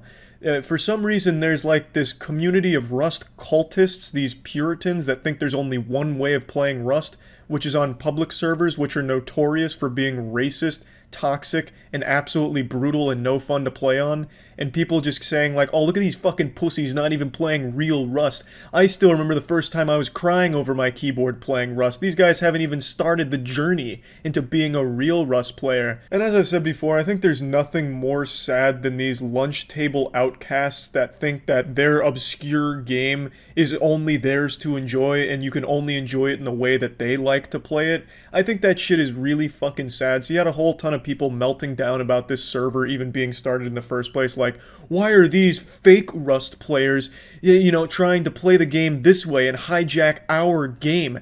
They're misleading their viewers into thinking this is what Rust is like. Oh, it's so disgusting. For the first couple days I was on this server, there was a few people in chat just fucking melting down about me not playing Rust the right way because I was using push to talk to like joke around with friends and roleplay and shit. And not like lame roleplay. I roleplay as a waste management service worker, the king of trash, the trash god. So, like actual cool roleplay. And people were still melting down like, oh, you're supposed to use voice chat for insults and racist slurs. What the fuck are you doing? This is not how Rust is supposed to be played. This is painful to watch. What the fuck is this? Like, it's so pathetic. Even just making the server was controversial. I don't understand this mentality. Now, granted, it's not like the actual Rust pros, like the Rust content creators that shared this mentality, a lot of the Rust content creators are in the server and having a lot of fun. It was just like pretty much exclusive to Rust professional spectators or people that have like 200 hours in the game, all spent hitting a tree in a public server and dying repeatedly as a naked person on a beach, that think everyone has to have that same experience with Rust. It's just sad shit. They're like Pain from Naruto. They've experienced so much pain that they just want to distribute it to everyone else in their fucking game. Sad. Really garbage shit. But the actual drama started pretty recently, so as the server began to expand and really blow up on Twitch, invites became more frequent and more people were being added to the server. As the floodgates were opening and the legs were spreading wider and wider until the vagina was fully agape, inviting every player that even had an interest in Rust into it, a lot of problems began to arise. Now, that's not to say that the server was without drama before a lot of people came in, because even in the first couple of days, there was trivial drama and shouting matches in-game where, you know, some people were joking, some people weren't. XQC would get mad, or at least he'd seem mad, and people would get upset at that, and, you know, there was definitely some drama, but it didn't really start to blow up until a lot more people came in. And that brings us to today, where Charlie sits semi-chubbed in his chair talking to you about Rust drama. In response to so many people going to the PvP server and so much going on, Abe created a second server more focused on RP, but still mainly PvP. It's 70% PvP, 30% RP. On that server, that's where I have my waste management empire, where I run around collecting trash with a garbage truck. And on the other server is where I live my double life as a Team Rocket assassin. So there's a purpose for both servers, but the second one is much more exclusive and more focused on just making some enjoyable, goofy content. And the first one's that more cutthroat, coming for scalps, blood, sweat, tears, cum, titties, flying all over the place, gore, and hurt feelings everywhere. And in that server is where the drama begins, the genesis of all Rust drama. With a lot of big egos clashing in this Thunderdome, there was bound to be a catastrophic explosion of drama. So what really set it off is a couple of Rust veterans camping in bushes and killing people on site, just mindlessly murdering people in the streets without any attempt to communicate or make fun content out of it. They would just sit in the bush and kill people, hoping to make them mad, which would then be used for their YouTube video views. At least that's the narrative that's been going on. I wasn't in the server during that time. I was busy doing the actual important shit, collecting waste and human fecal matter on the other server, so I didn't see that firsthand. I've only seen the clips in some of the VODs. But these two events, it's like the assassination of Franz Ferdinand, these two events led to a whole fucking war on Twitter, on Twitch, on live stream fails, about whether or not these Rust veterans, you know, did anything wrong.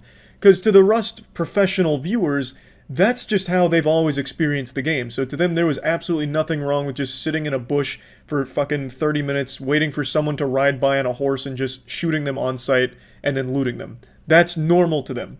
But to a new player that had no chance of fighting back and who doesn't even have that experience in the game, that's just fucking not fun. Like, that's just absolute dog shit. There's no fun to be had there. So it's been a huge debate, like, why are they getting punished? Why are people mad? It's just Rust. Learn how to play Rust, you pussies. And there's two sides to this argument, but there's a wrong side and a right side. The wrong side is the one that says they did nothing wrong. Like, when you go into the server, it literally just says, please just don't mindlessly kill people. Like, when XQC and Team Rocket would roll into a place, there was a whole storyline built up for it. There was a reason for it. When they made a kill, there was at least jokes exchanged, and by the end of it, most people were laughing. Of course, there were times that they weren't, but for the most part, when there were kills made, it was part of, like, this storyline. Oh, Team Rocket's rolling in, tumbleweeds rolling across the city as people close their doors and lock their kids and wife in the basement to avoid the wrath of Team Rocket. Like, it was goofy, fun shit. They were a cartoonish villain organization. But then over the last couple days, it's more like, oh, don't ride down that road because a Rust pro might be waiting in a ghillie suit in one of the bushes to just shoot you on sight. Like, that's very different, and that's not fun. Again, the server was made to be more relaxed and focused on fun content in the game with an emphasis on PvPing, because in Rust, it's fun to PvP, and it's more fun when you're PvPing with a purpose as opposed to just going for, like, a KD ratio in a survival game. A lot of the people in the Rust community that are vehemently defending this have, like, no level of self-awareness or social skills to recognize that this is just not in the spirit of what the server was for. I mean, even the fucking creator of Rust made this sarcastic tweet poking fun at this mentality. Like, it's just not hard to grasp, but there's a huge difference between PvPing with, like, a goofy storyline and joking around, and just waiting to kill people on sight for their loot. Even on this tweet, there were so many Rust players that were like, finally, Gary's speaking up. Yeah, these pussies just don't get real Rust like we do. And even in the tweet, like, he couldn't have made it more on-the-nose sarcastic. They couldn't even recognize the most basic level of sarcasm there. It's just this inability to read the room from some people to be like, yeah, that's kind of douchey to just kill for their loot on brand new players or constantly murdering naked people, you know? Like, it doesn't take a whole lot to get that concept. Now, that's not for all of the Rust veterans in the PvP server. There's only a handful. Most of them are just super helpful making their own goofy shit. Like, I think it's Ray. He started a hotel on the server. There's other players that started taxi services. So while it is a huge focus on PvP in that server, it's still mainly RP. Like, I visited an 18+ art gallery yesterday on that server. Like, it's still mainly RP with some PvP. So you really can't even use the argument that the server's meant to just be kill on site PvP all the time, because the majority of it is just a lot of people messing around, role-playing, and having fun. So there's really no way of defending it. Now, in response to all this drama that was blowing up that I was just talking about, 2 players, I believe, were banned from the server, which is where most of this drama just stemmed from, everyone debating whether or not they deserve the ban or shit like that. But I think it's pretty clear, like, they were playing it very differently from everybody else in that server, and in clear violation of the rules Abe set out. Mainly, no mindless killing. So you can argue whether or not a ban was warranted as opposed to just asking them, hey, can you just fucking stop this shit? Like that, you know, maybe you can argue that, but you can't really defend the actions of it. If I was still on that server and I was the victim of that shit, I probably would have just stopped playing, to be honest. That doesn't sound very fun. I saw a couple clips where, like, a girl was just standing out in the open, and then a guy ran in on a horse and just shot her on sight and took her shit. Then she had to respawn on the other side of the map. And that was, like, after, what, like 5 hours of collecting shit? And she was there waiting to, like, talk and joke and just got blasted. Like, that's not fun. I'd probably just throw my arms up in the air and be like, well, I'll switch games. So I do get it. It definitely seems like it was taking some of the fun out. And I just wanted to talk about it because I've been fucking loving Rust, and watching this drama kind of sucks because Abe doesn't deserve to have to deal with all that shit. Abe has done an incredible job with these servers and what he's done with Rust. It has been so fucking fun. And yeah, I just wanted to talk about it a little bit. Costco guys were disrespected by Jimmy Fallon. 2024 is a crazy year that sentence actually means something. There is a video breakdown on how they were disrespected. What does that mean? Costco guys, Jimmy Fallon body language analysis. Heavens to Betsy. Why? Is this where they explain how they were disrespected? Oh, it's become like a whole meme. I see. Okay. Is it this? Body language analysis, the Rizzler and Costco guys on the Tonight Show? And he's got like the green lines, what were they? The alpha lines? They're beta lines. They were beta lines, I think? I can't remember. Welcome to the Tonight Show. Thank you so much for being here. You guys have taken over the internet, and now you've... Notice how Jimmy stutters numerous times in his opening monologue. This is a sign of intimidation, as well as a sign of submission to more powerful males who are higher up on the social pecking order than him. That's... I already love the concept. Chef Bojack crushed it. Alright, that's good. I thought it was like a real thing. I thought they brought on like a body language expert to see like what the Rizzler was feeling in the presence of Jimmy Fallon. The raw clip is somehow worse. What, you keep talking about the raw clip. What happened? Did the Rizzler sculpt Jimmy Fallon? Like, what are you talking about? What is going on? What is this raw clip? He interrupted their booms. Oh. Wait, that's serious. We film recording a hamburger. We give it a big boom. The video blows up. It gets to 100,000 views. I said, that's it. This is now a father-son channel. Let's bring the boom. Yeah, this is it. Now this is going to be what we do now. Notice the Rizzler's facial expression at the end of the exchange. Rizzler is clearly bored of the conversation. However, as a strong leader should, he will let those below him do all the talking for him, allowing his words to hold more power when he finally does decide to open his mouth. I feel so bad for that kid, actually. Like, right now he's a superstar, but you give this, like, 10 years, and he's gonna be like the You're Breathtaking guy, I think. Where he just won't let it go, and it just controls the rest of his fucking life. Hopefully not, though. Hopefully, AJ doesn't let him go down that road. AJ isn't his dad. What? Wait, what? Wait. Who the fuck is this then? He's not his son? It's his friend's kid. The Rizzler is AJ's father. Ah, yeah, now it's starting to add up. So where is the Rizzler's dad? Why isn't he a character in the AJ Big Justice cinematic universe? They're not friends. They literally just met at Costco. I need to take a fucking lore dive into here for a second. What do you mean? You're telling me AJ just found this kid at Costco and put him in the video? And called him the Rizzler? There's no way. I'm just gonna type in, who is the Rizzler?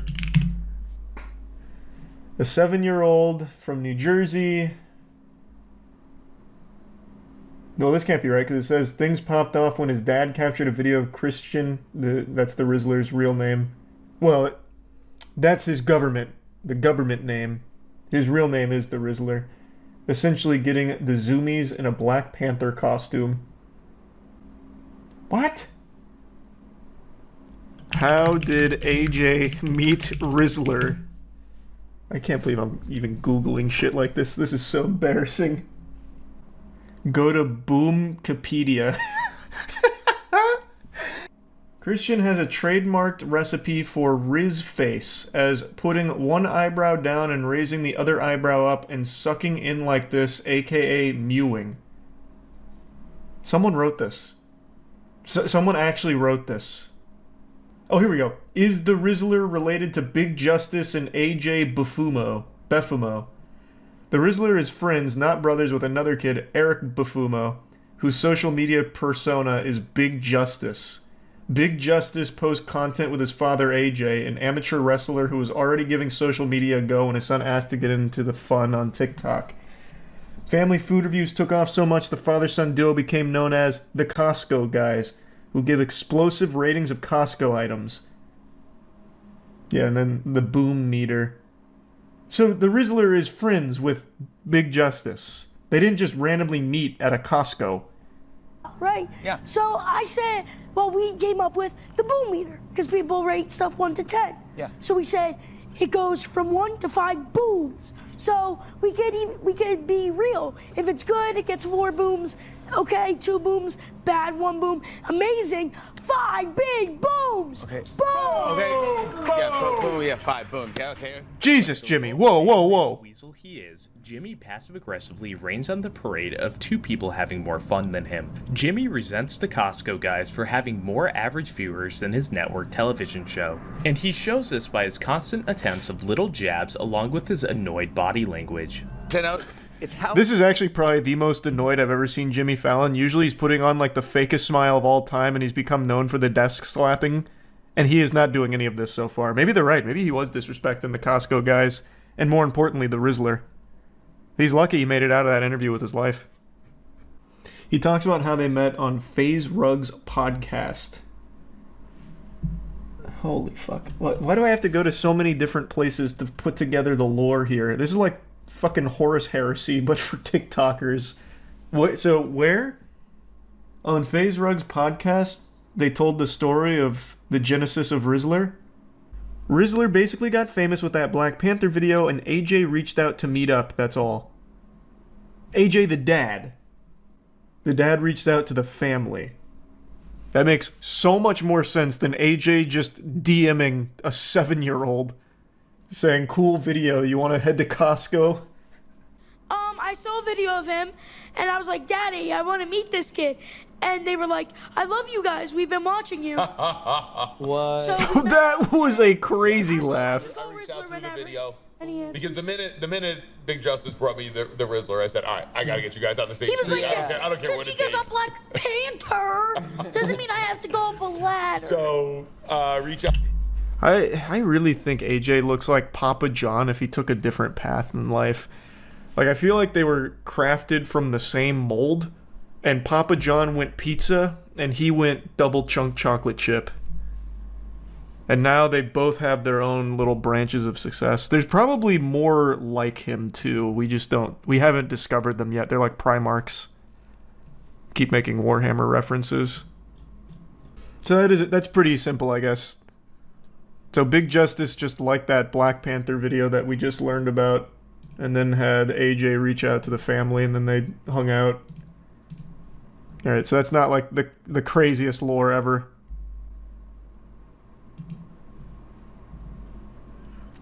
And then the other disrespect was 10:30, you said? And this is the boom meter. Jimmy's gonna try the double chunk chocolate cookie.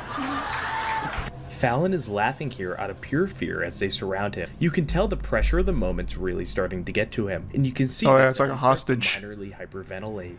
They also say that imitation's the greatest form of fattery, and Fallon's trying to imitate the Rizzler here by doing a mini Riz face to try to be cool, calm, and collected, just like him. Chocolate cookie, get on the boom meter. The double chunk dog cookie gets 5 big booms! Boom! Boom! Boom! Boom! Boom! AJ! Big Justice! The Rizzler, everybody! We'll be right back with more Tonight Show. Stick around!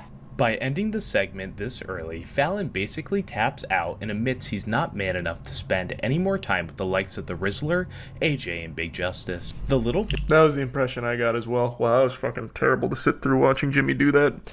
See, there's an art form to it. When the Costco guys do it, it's cool. When Jimmy does it, it hurts. So, why isn't the Rizzler's dad part of this? That still hasn't been answered. If there's any Costco guy lore experts, does his dad not want any of it? Or is his dad just happy letting AJ raise his kid and overfeed him? His son took all of his aura. You go to the Rizzler's house and his dad is shriveled up like a raisin. And the Rizzler... Imagine how wacky my day's been. I've spent so long researching one of the most useless topics I've ever invested time into. Celebrity drama, but more specifically, Harry Styles and whether or not he actually spit on Chris Pine. I swear to God, I spent more time studying this phenomenon than I did studying for the SATs back in high school. I don't even know why I've been so captivated by it, but I've truly just been drawn into it, and it's not letting me go. It's just strangling me by the neck like Homer Simpson on Bart. I just cannot get a conclusive answer as to whether or not he actually spit on Chris Pine. Let me go ahead and bring all of you up to speed. Harry Styles and Chris Pine are in a movie coming up called Don't Worry Darling, which has a ton of controversy surrounding it with Olivia Wilde and pretty much the entire cast. But I'm not here to focus on that. I'm here to get to the brass tacks, the really important stuff, the conspiracy side. Whether or not Harry Styles spit on Chris Pine at one of their premiere things yesterday. I showed the clip on stream and gave my take on it. I thought it was pretty obvious that he hawked a loogie on him, just treated him like a fucking human spittoon. This is the video that kicked off everything. This is the patient zero of the conspiracy. As you can see, it looked like Harry Styles spit on Chris's lap, and Chris responds with bewilderment and a bit of shock. My initial response to seeing that clip was, wow, this unhinged goofball just spit on Chris Pine for some reason. And that was the end of it. You know, this whole movie has had a really super silly history to it. In fact, the same day Harry Styles did an interview, and when he was asked what his favorite thing about the movie was, his response was, I shit you not, this is verbatim, his response was, I think, you know, my favorite thing about the movie is that it feels like a movie. And then he continued saying, you know, it feels like a real, like, go to the theater film movie. You know, the reason why you go to watch something on the big screen. Now, I can't play the interview clip, so I just had to read the transcript here. The interview's obviously copyrighted. But when you listen to it, it sounds like Harry Styles has been fucking lobotomized. Like, it sounds like he's delivering this answer after he's been hit by a tranquilizer dart and he's about to pass out. I've never listened to him talk. I've seen him in a couple movies and he's always been okay. I don't really have any strong opinions on him. But listening to him speak unscripted is painful. It actually just feels like I wandered into like the most decrepit bar and I'm listening to a drunk man tell stories. It was bad. But anyway, after seeing the spit clip on stream, I said, yeah, it looks like he just spit on him. You know, no questions asked. I washed my hands of it and that was that. I thought nothing more of it. But then it got posted on my second channel, and on Twitter, they weren't super happy. I got a couple tweets talking about how disappointed they are that I called Harry Styles yucky because of the spit clip, but one in particular stood out to me. One of them said, not moist critical calling Harry Styles yucky for a fake spitting clip. And I sat there scratching my head. I said, You buffoon. You fucking imbecile. What do you mean? Fake spit? Like, what is fake spit? Like a prop from Party City? Was the saliva acting? Was Chris in on it and the spit wasn't aggressive or disrespectful? It was a publicity stunt? Like, what do you mean fake spitting incident? Like, I couldn't wrap my head around it because I thought this was a pretty open and shut case because it really does look like Harry Styles purses his lips, fucking lets Loogie rip, and Chris Pine responds by looking down where he was spitting, and he's pretty disgusted or confused by it. So it all seemed to check all the boxes of being legitimately being spit on. I didn't know there was any debate. But even still, I wanted to go a bit further to see, like, is this like a conspiracy? Have I bought into propaganda? Have I been faked out? Was it actually a magic trick? You know, I didn't get it. But Harry Styles fans, whatever they call themselves, stylers, I have no idea, they were adamant that this was fake, manufactured drama and not real. So I dug a bit deeper, and I found an alternate angle, which I also pulled up on stream, that further confirmed my suspicion that this was real spit. I'll go ahead and play that for you. So here we can see the event through a different lens. We got a totally different vantage point here, and I think this one's even clearer, because I really feel like I can see spit travel. So then I did what any sensible man would do and slowed down the clip significantly, and I'm not too sure. Like, now I really don't know if it's spit, because there I didn't feel like I could see it as well. When played at full speed, I am convinced that I can see the spit. I see like a little flash leave Harry Styles' mouth and land on Chris Pine's lap. But I don't know anymore if it's my mind playing tricks on me. It's got me questioning everything I thought I knew about the universe, honestly. Because when I slow down the clip, I can no longer see that flash. Unless, of course, Harry Styles can spit faster than the speed of light, which, you know, it is a possibility, I suppose. But what makes this even more confusing is the statement that came out, like the official statement to explain this away, did nothing to squash this conspiracy.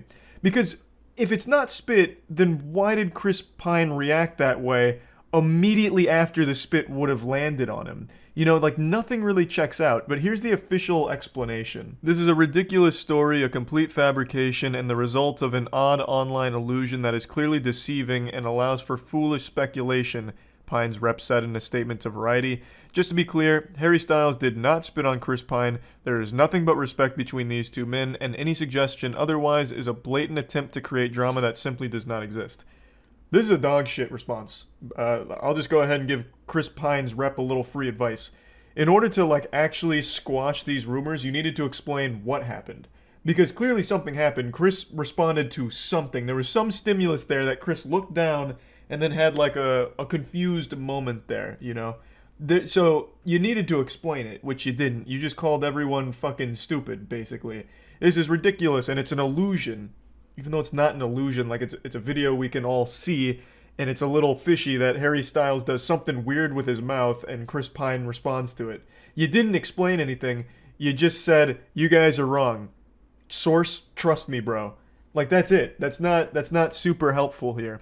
But, luckily, Chris Pine's rep might not be smart enough to explain it, but I saw a couple of theories on Twitter that I'm starting to believe as well. So the leading theory and the explanation I'm starting to subscribe to is that Chris Pine was wondering where his sunglasses went, and when he noticed they were sitting on his lap, he was a little embarrassed and felt silly, which is why he gave that response.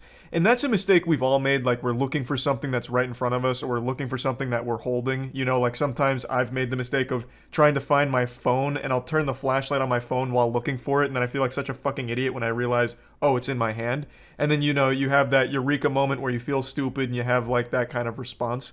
And that does actually kind of explain it away, because Chris does grab his sunglasses after noticing them, and he does give that like, oh, I'm so forgetful kind of look, that kind of shit. So maybe it's a case of just perfect timing where Harry Styles did some goofy shit with his mouth that looks like he's spitting, and at the same time, Chris Pine just happened to have noticed the sunglasses he was trying to locate were sitting right in his lap, so he's like, ugh.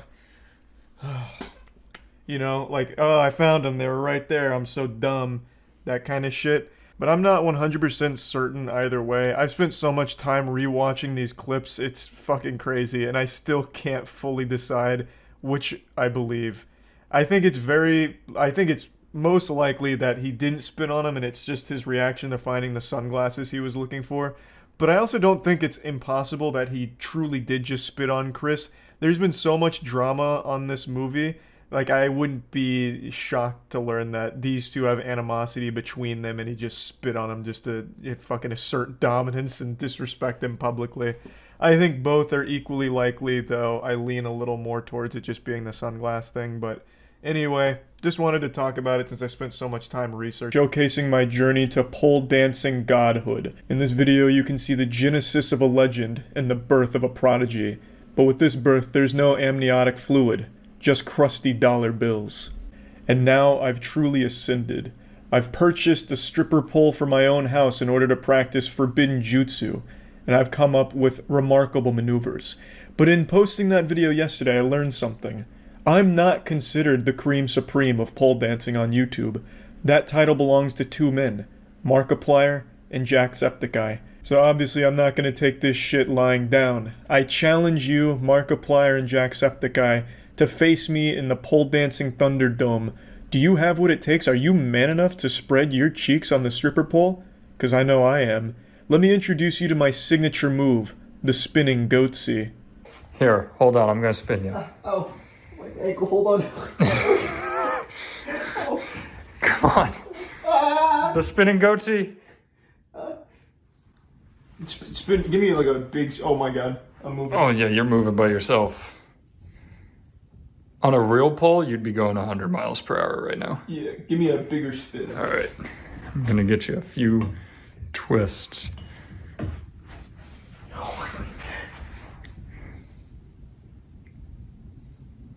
Ooh, nice. Make sure to really get it on my ass.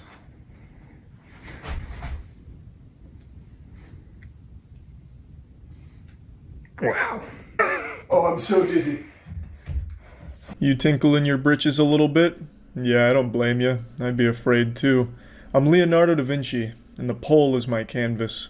I can do things on it that most human beings can't even imagine, and I'm ready for war. I'm 15 hungry crocodiles, and I'm ready to eat some ass.